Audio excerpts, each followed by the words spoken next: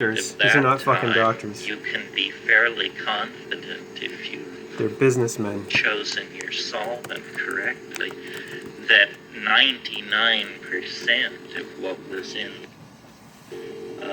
is now down in the solvent flask. And then you just unhook the solvent flask from the apparatus, Dr. take that Jacoby, and evaporate, Terrence McKenna, and then you get a pure. is rumored to be the basis for Jacoby. Liquid then in the flask Jacob. is called the mother Jacob one. liquor. The mother liquor. It is a whole alkaloid extract. Every alkaloid in the sample is now in solution in this stuff. And then you can either simply drive the solvent off and you'll get probably a dark brown, reddish brown tar of some sort that you can smoke. Or if you really are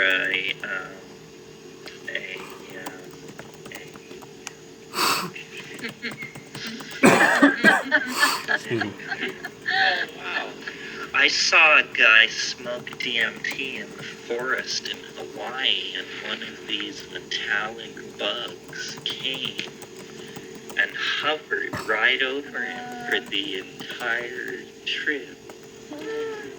Anyway, you have this red tar which you can smoke, but if you want only the DMT and want to separate it from the other alkaloids, then there's a further series of steps, which is you get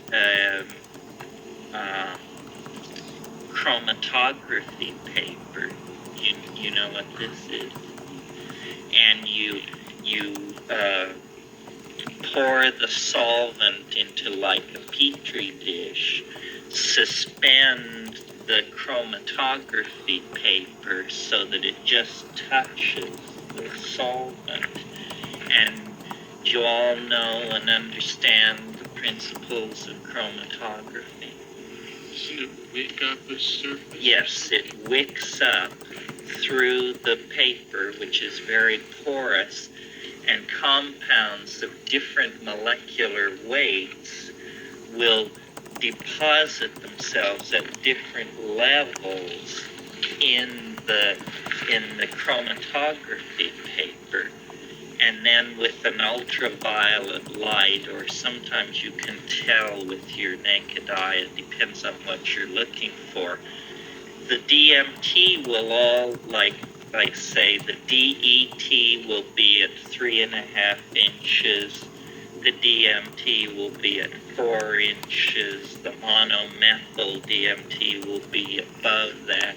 In other words, they fractionate out.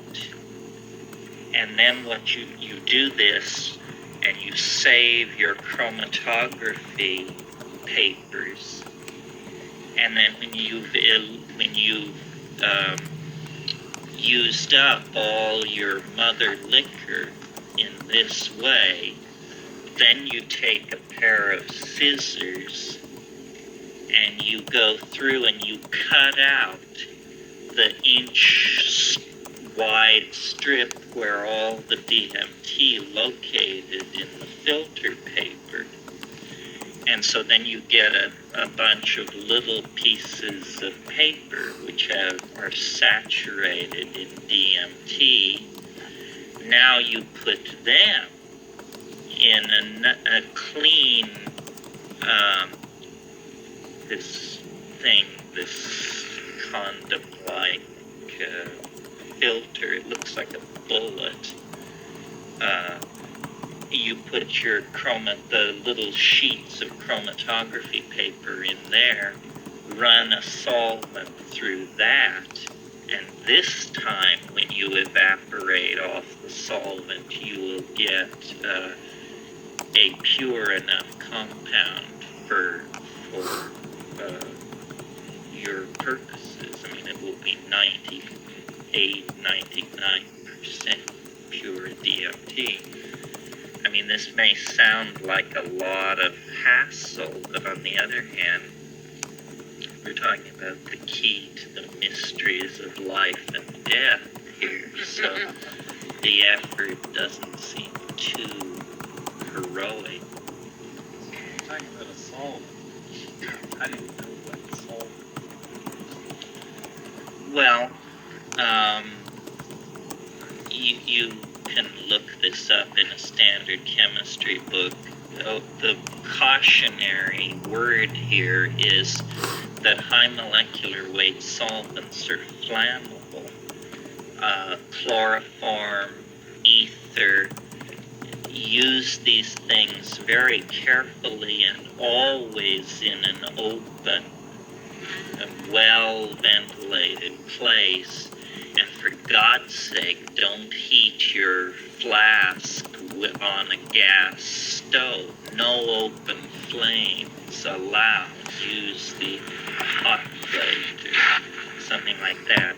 And professional chemists have what are called bird nest heaters, which are these things which look like bird nests of various sizes that the flask of solvent just very nicely snuggles down into the bird nest heater, and make sure that there are no ungrounded electrical connections around. Ideally, it should be done outside where the moving air can disperse the solvent. You don't want to make a fuel of yourself. You said this morning, since DMT is so difficult to get, that psilocybin, if you have more than 8 grams, or 8 grams at least, then you would get a similar or the same effect. Did I understand? Well, I said that sometimes on high-dose psilocybin, sitting in darkness, breathing and, working it, massaging it over hours, you can break in to these places. But of course, there's a number of extraneous issues here. You have to... The one thing about the DMT flash is that it's mercifully quick, so there isn't any time to panic or begin to think about the implications of it. It's just a white-knuckle trip through it, and then you're out. I think, my technique is to try and inspire chemists to make it, and I always tell people say, where do you get it? I always say, when you find it, call me first. And to chemists, I say, when you make it, call me first. And I think this is an effective method for those of us who aren't inspired biochemists.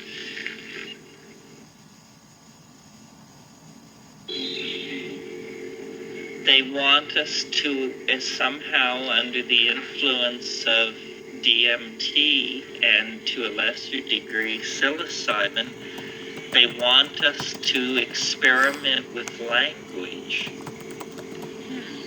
They want us to,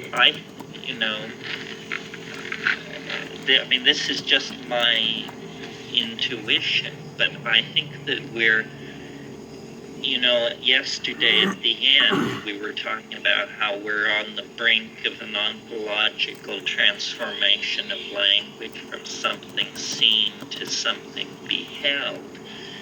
I think that there's some kind of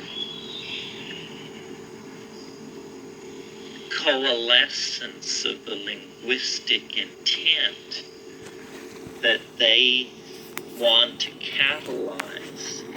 The way I think of these psychedelic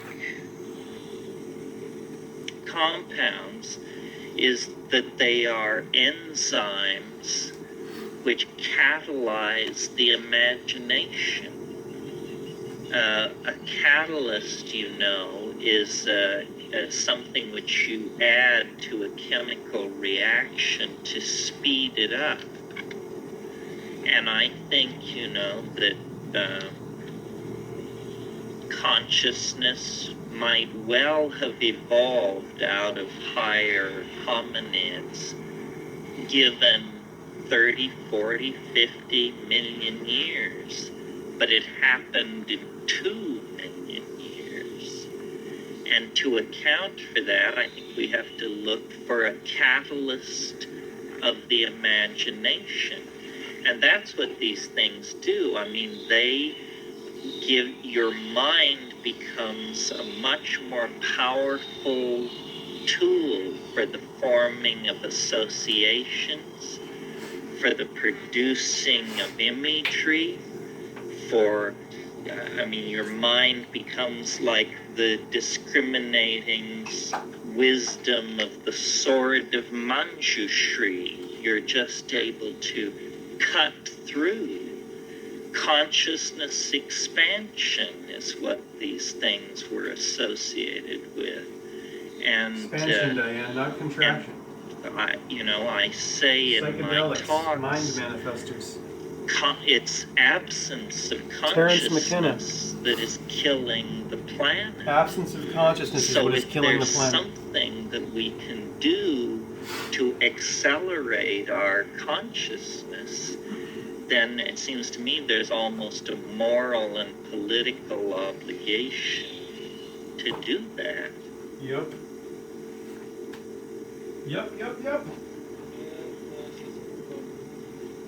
I'm with you, Tia.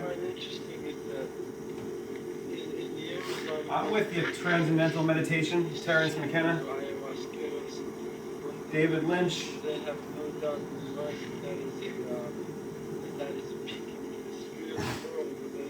Gordon Cole. Gordon! Hey, Gordon!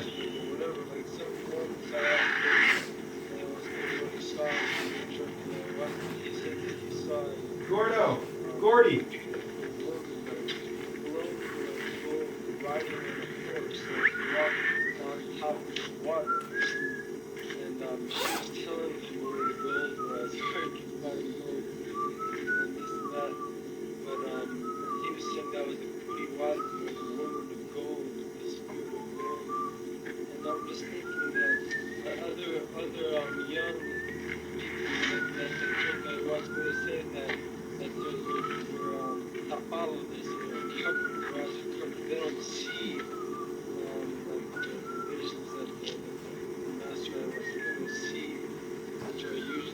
When this baby hits 88 miles per hour, you're going to see some serious shit.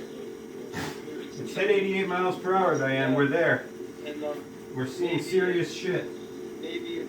Serious shit, Diane. I am going to get some coffee in a minute. I am looking forward to that. Going to Walden Woods, Walden Pond, to the 19th century, way beyond 1949. We're going into the 19th century again this weekend too, on Saturday. Back to Old Sturbridge Village.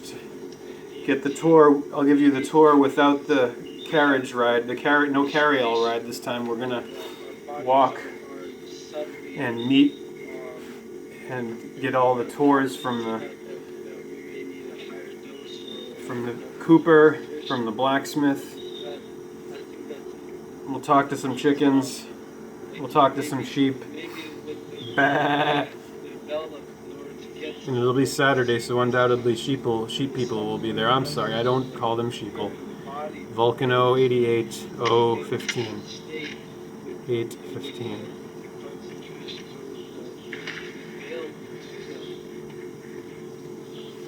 Yeah, I think, well, it's not something I think, it's so that the body is an incredibly sensitive and delicate instrument for interacting with the world. For instance, an example that I like to Spacesuit. use, The some body's of a you may spacesuit. remember from when you were children, if a you got a machine. really good chemistry set, there would be a thing in it called a spinthariscope. Do you all know what a spinthariscope is? You could make one of these. They're really neat. You could make one. This seems to be the metaphor of the morning. You could make one with the paper tube from the inside of a roll of toilet paper.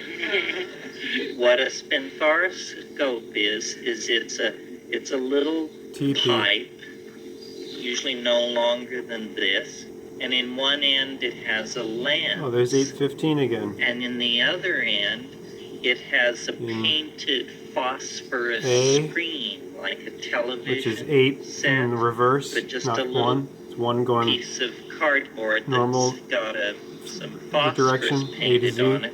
And right Z in to front A. of the phosphorus screen It's is 26, a the last letter, needle, which is 8.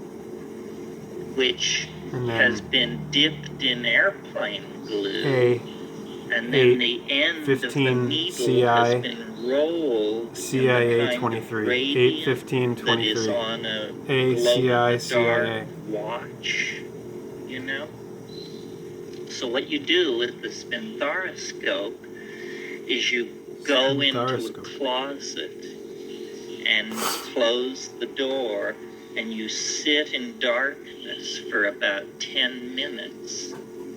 And then you look into the spinthariscope, and lo and behold, it looks like twinkling stars. You see little flashes of light randomly on the other end of the spinthariscope. These are, get this, single photons of light, because the radiation from the radium is striking the phosphorus screen and kicking Phosphorus? out single Lucifer screen? photons Phosphorus is Lucifer. from the phosphorus. Light This bearer. is you Fire. sitting here, 145 pounds of meat, Heat. are looking right at single photons coming into existence. You're looking into the quantum Heath. And realm. heat. Heathen. Now, they've also done Ethan. experiments where, in a special kind of apparatus, they can, I don't know how they keep the eardrum from bursting, but they evacuate air from the ear, Condominium. and then they can release a single I remember when I was a kid, when I heard the word condominium, oxygen or condom, I said, molecule does that have something to do with a into the condominium? ear, and you can actually hear it bumping against Like when I heard about AIDS, I was like, wait a minute, isn't an tympanic AIDS membrane. like, is someone going to help you in Well, AIDS? so AIDS? What? these kinds of experiments are by way It's of an acronym. example that the human body is an instrument with a range of ability that reaches from the quantum mechanical foundations of matter up to when you look through a large telescope. Listen to what he's out saying. into the galaxy. It's amazing you shit, can and everyone's fucking, this guy's physically available, so many have available, light beautiful fall philosophers, on and you guys your are fucking eyes listening that to has Will been Smith and traveling bitch for slapping. 4 or 5 billion years. So the Bullshit human from body Hollywood. is an This obvious fucking incredibly distraction. advanced instrument Contrived for the bullshit exploration theater. of nature. I mean, it's And fucking Hollywood. we Really? You really have, believe that you shit's know, real? We think you Fuck can't off. learn anything about quantum physics unless you build It's an even if it instrument was, 17 You know, it's not real. kilometers Even if it wasn't scripted, so called, these people are not. These are the fake gods, the stars, the celebrities. For 20 years. Cut the shit with worshiping, idolizing, American idolizing these fucking people. This is just because of our Mother Earth is obsession fucking with dying. instrumentality. She's really dying. But what the shaman probably don't even have 5 knows years. is that the human body is a superb instrument for for doing this kind of The thing. human body is a superb instrument for doing That's this kind why of thing. I think the models of reality that emerge out of shamanism are equally on a par with the crowd that's seeking the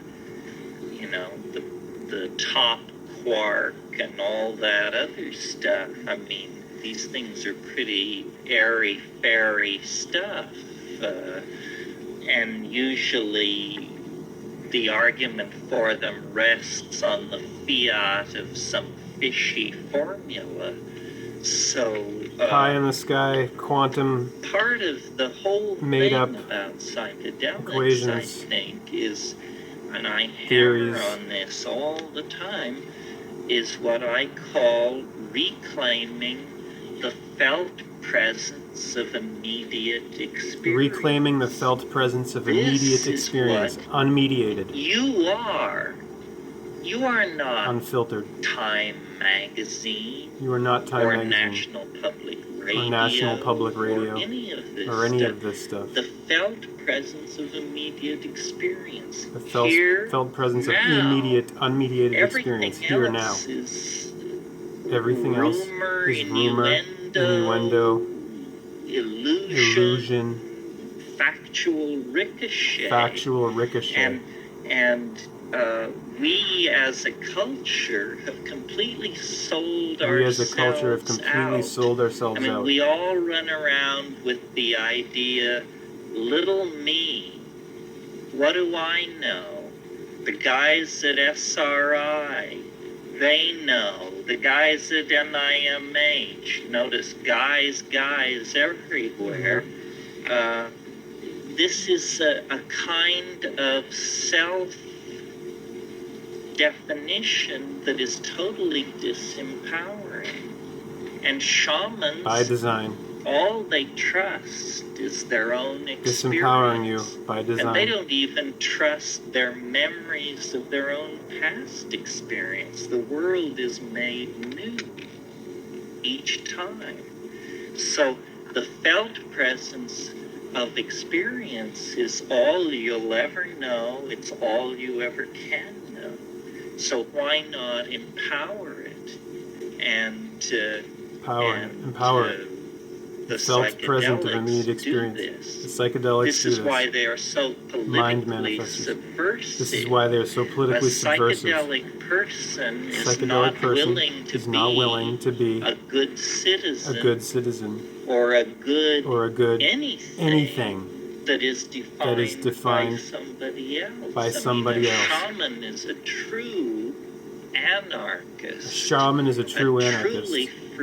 A truly free soul, a real shaman. A real there shaman. Are many, there's the ideal, and then there's, like every other profession, accommodations are made. But that's the ideal, to be truly in the moment, truly connected to the felt presence of experience.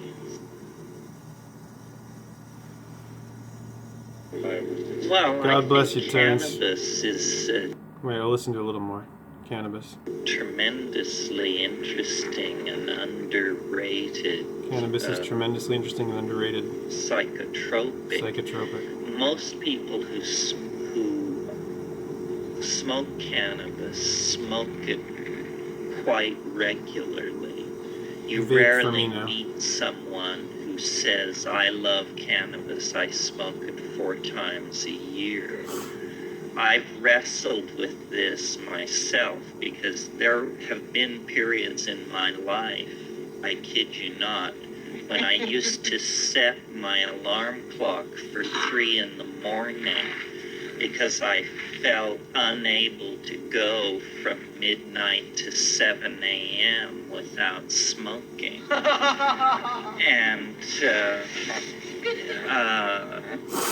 And what happens with that, if you smoke cannabis like that, you're in a kind of permanent state of all you care about are big ideas. I mean, you're not very interested in getting a job or even cleaning your room particularly, and I think this is completely defensible. I have no problem with that. My notion of what's ideal with cannabis is if one could have sufficient self-control. The perfect regimen with cannabis is, first of all, get the best stuff you can, and then once a week, Sensimelia. which is a groan to cannabis lovers, but that's because we're all using it for different purposes other than to plunge to the center of the mandala.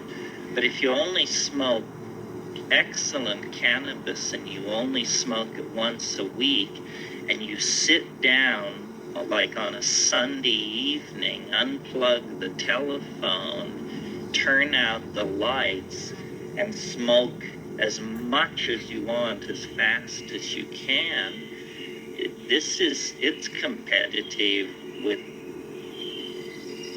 things considered to be much more powerful. I've had experiences because of the irregularity of the supply. Like I said, it's been about 6 months now since I've had anything. Well, so you've built up a tremendous charge for it. So now, when I get to that point, normally the fear of what I'm in front of or whatever is such that I put the thing out and I sit there and I white knuckle it, trying to maintain consciousness, and it usually takes about 15 minutes before that pineapple fades. And at that point, I just feel like I'm struck, until everything just fades away. And would it be maybe, is there any danger in when I see the pineapple?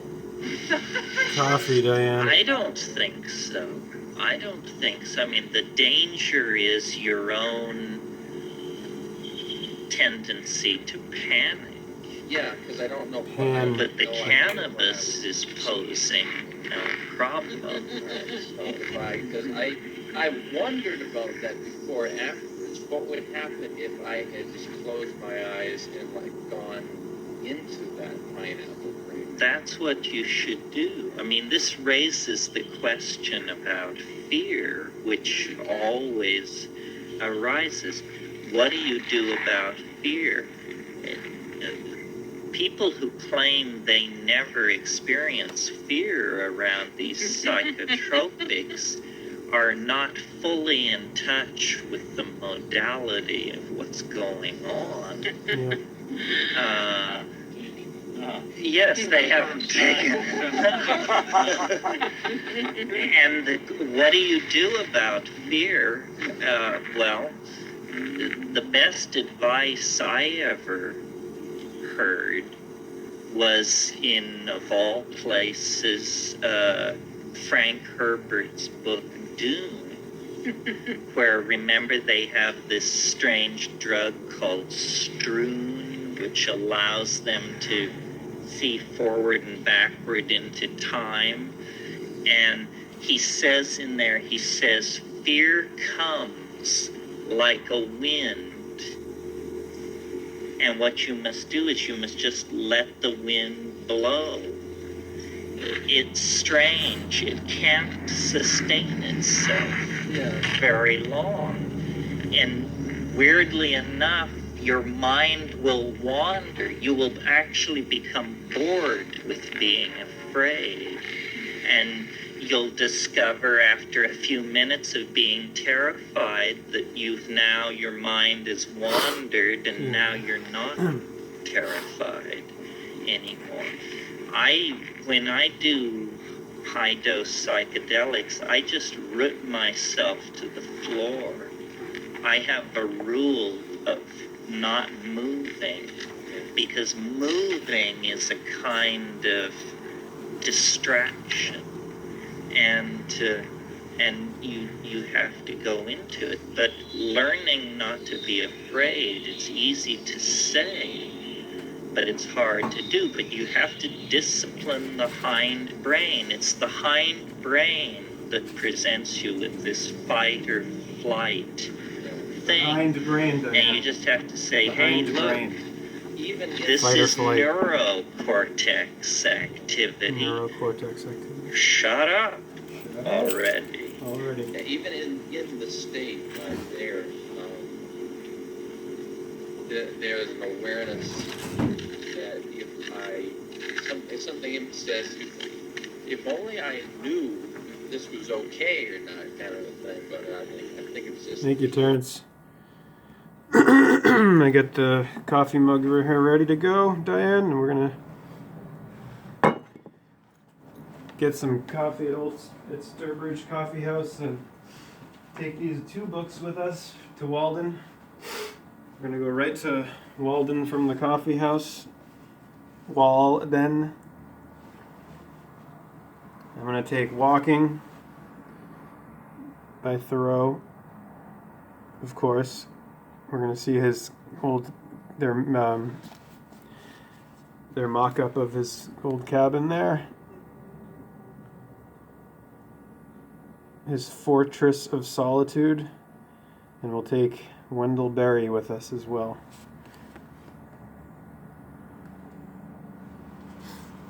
Namaste. Aloha. Hallelujah. Hare Krishna. Hare Krishna, Krishna Krishna, Hare Hare, Hare Rama, Rama Rama, Hare Hare.